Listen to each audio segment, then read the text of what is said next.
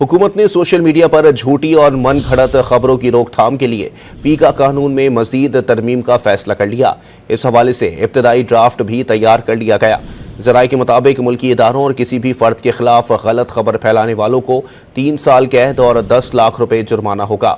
हुकूमती मुसव्विदे के मुताबिक फेक न्यूज़ और उस पर सज़ा का तयन ट्रिब्यूनल करेगा। हुकूमत को अकाउंट्स ब्लॉक करने और ख़त्म करने का इख्तियार भी होगा। पार्लिमानी ज़राए के मुताबिक ये कानून सोशल मीडिया के लिए होगा, लेकिन टीवी चैनल्स पर भी लागू हो सकता है। हुकूमत ने सोशल मीडिया पर झूठी और मन घड़त खबरों की रोकथाम के लिए पीका कानून में मजीद तरमीम का फैसला कर लिया। इस हवाले से इब्तदाई ड्राफ्ट भी तैयार कर लिया गया। ज़राए के मुताबिक मुल्की इदारों और किसी भी फर्द के खिलाफ गलत खबर फैलाने वालों को 3 साल कैद और 10 लाख रुपए जुर्माना होगा।